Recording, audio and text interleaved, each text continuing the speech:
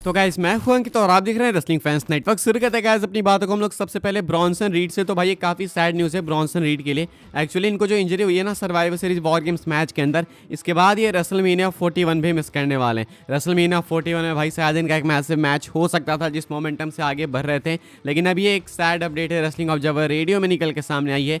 Dave Meltzer कहते हैं Bronson Reed is having foot surgery, he is going to be out for months. I asked somebody there and he is not expected back for WrestleMania, it's expected to be a long time. तो कहना है Dave Meltzer का कि इन्होंने अपने sources से बात करी। इनके सोर्सेज का कहना है कि रेसलमेनिया तक तो आप भूल ही जाओ कि ये वापस आएंगे, यानी कि लंबे टाइम के लिए बाहर होने वाले हैं कंपनी से। भाई सर्वाइवर सीरीज वॉर गेम्स में जो इन्होंने मूव लगाया, सुनामी लगाने की कोशिश कर रहे थे लेकिन रोमन को हटा लिया था सीएम पंक ने। उसके बाद जिस तरीके से ये लैंड किए थे भाई, इनके फुट में जो इंजरी आई है वो डेफिनेटली सीरियस इंजरी है। मुझे नहीं लगता है भाई कि ये सही डिसीजन था, ये मूव इनको नहीं करना चाहिए था। आई थिंक जेका फाटू में भी करते हैं। आई थिंक जेका फाटू ज़्यादा फिट लगते हैं, बिकॉज अगर आप जेका फाटू को देखोगे तो ऊपर से नीचे सेम लगते हैं, मतलब उनकी फिजिक दिखती है।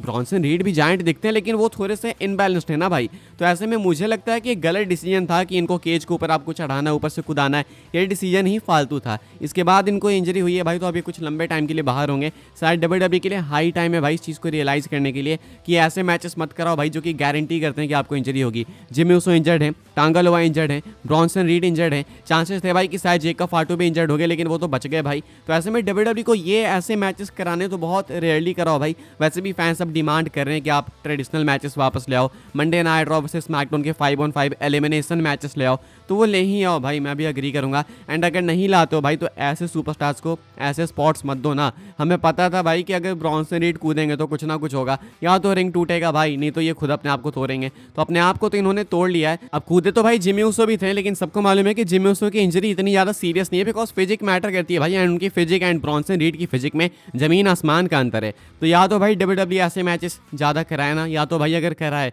तो यार ऐसे स्पॉट्स ऐसे रेसलर्स को दो ही मत ना जो कि गारंटी करे कि इंजरी होनी है। अब बेचारे के भाई जो भी सपने होंगे रेसलमेनिया 41 के वो तो रून हो गए। मुझे लगता है जिस मोमेंटम से आगे बढ़ रहे थे शायद इनको एक अच्छा मैच मिलता है रेसलमेनिया 41 के लिए, किसी अच्छे स्पॉट में ये होते, लेकिन अब वो चीज़ नहीं हो पाएगी अगर ये वाली अपडेट सही है तो ये एक सैड न्यूज़ है ब्रॉन्सन रीड के लिए। Unfortunately it is what it is. आगे बढ़ते हैं भाई, बात करते हैं अगली स्टोरी के बारे में जो कि चैंपियनशिप्स को लेकर। अब सुबह मैंने आपको ये चीज़ ऑलरेडी बता रखी है, लेकिन अभी थोड़ा डिटेल में घुसेंगे इस चीज़ के अंदर। भाई चैंपियनशिप्स को लेकर अपडेट है कि WWE की multiple championships Monday night raw से स्मैकडाउन में जाते हुए दिखेगी, स्मैकडाउन से रॉ में जाते हुए दिखेगी। ऐसे ब्रांड चेंजेस आपको देखने को मिलेंगे। अब ऐसे में भाई चांसेस ये है कि मेन टाइटल्स ही एक्सचेंज होने वाली है। मिडकार्ड टाइटल्स भी हो सकती है लेकिन सारी की सारी टाइटल्स नहीं होगी। अपडेट मैं आपको वैसे भी बता चुका हूँ लेकिन फिर से आपको बता देता हूँ। ये PWN की अपडेट है। यहाँ पे कहा जा रहा है the expectation is that 1 title और 2 will be swapping brands during the WWE transfer window. तो PWN के अकॉर्डिंग या तो भाई मल्टीपल टाइटल्स करने वाली है ब्रांड चेंज, नहीं तो भाई सिर्फ एक ही टाइटल करेगी। मेरे अकॉर्डिंग मल्टीपल होने वाली है।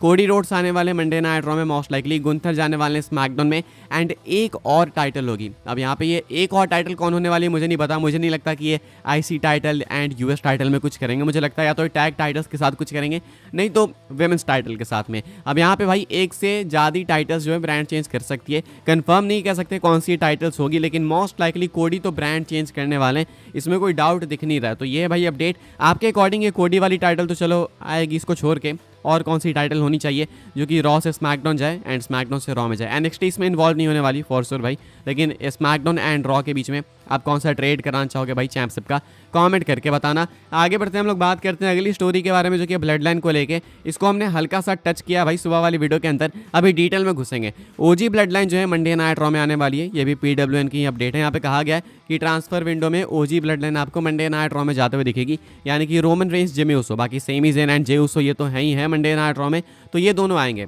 अब क्या इसका मतलब है कि ब्लड लाइन की स्टोरी खत्म? पिछले वीडियो में मैंने इसको हल्का सा टच किया, बिल्कुल कॉमन सेंस वाली बात है भाई। अगर न्यू ब्लड लाइन नहीं आएगी मंडे नाइट रॉ में तो इनकी कहानी खत्म है ना। अगर न्यू ब्लड लाइन आएगी तो देन तो भाई आपको उसके बाद इनकी कहानी फिर से मंडे नाइट रॉ में कंटिन्यू होते हुए दिखेगी। लेकिन आप सोचो कि अगर OG ब्लड लाइन भी आ जाए, न्यू ब्लड लाइन भी आ जाए, तो स्मैकडाउन में फिर रहेगा कौन भाई? क्योंकि आएंगे तो अकेले अकेले तो नहीं आएंगे, 4-4 लोग इकट्ठा आएंगे भाई, तो रोस्टर ही खाली हो जाएगा। ऐसे में एक्सपेक्टेड है कि इनकी जो स्टोरी है OG blood line and new blood line की, ये कहीं ना कहीं भाई खत्म होते हुए दिखेगी ये मंडे नाइट रॉ के नेटफ्लिक्स मूव के साथ में। अब जो प्रीमियर एपिसोड है वो तो एक्सेप्शन है भाई, उसमें ट्रांसफर विंडो वर्क नहीं करेगा, उसमें तो कोई भी आ सकता है, लेजेंड्स वापस आ सकते हैं, NXT से कोई भी आ सकता है, बस वो एपिसोड स्पेशल बनाने के लिए। लेकिन ये ट्रांसफर विंडो अच्छे से भाई एग्जीक्यूट किया जाएगा आफ्टर दैट एपिसोड, यानी कि उसके बाद आपको शायद न्यू ब्लड लाइन स्मैकडाउन में रहते हुए दिखे OG blood line Monday night Raw में। तो इसको मैंने पिछले वीडियो में भी डिस्कस किया कि हो सकता है कि सोलो सिकोआ एंड रोमन के बीच में आपको मैच देखने को मिल जाए रॉ ऑन नेटफ्लिक्स पे, एंड वहाँ पे इनका फाइनल मैच हो, उसके बाद ये कहानी खत्म हो जाए, बिकॉज ये सिंगल्स मैच ही बचा है, इसके अलावा कुछ बचा नहीं इन दोनों के बीच में।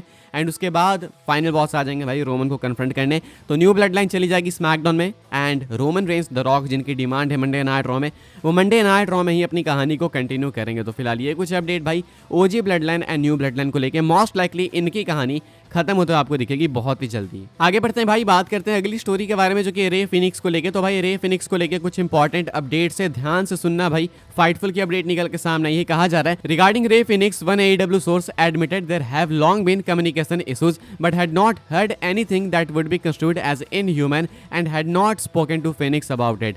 They had heard that Phoenix took issue with a doctor who had not cleared him at one point, though context on that was not exactly complete। तो यहाँ पे कहना है फाइटफुल सिलेक्ट का कि रिगार्डिंग रे फिनिक्स भाई update ये निकल के सामने आ रही है कि कम्युनिकेशन इश्यूज तो डेफिनेटली है, लेकिन इन्होंने कुछ भी अपने AEW सोर्स से ऐसा नहीं सुना जिसे आप कह सकते हो कि ये तो इनह्यूमन है। इनका कहना है कि फिनिक्स के साथ, रे फिनिक्स के साथ बहुत टाइम से बातचीत हुई नहीं है, तो कुछ ज़्यादा आइडिया है नहीं। इवन यहाँ पे क्लेम किया जा रहा है कि शायद AEW ने डॉक्टर भी प्रोवाइड किया था रे फिनिक्स को, लेकिन उसके बाद कोई दिक्कतें थी रे फिनिक्स को डॉक्टर के साथ में।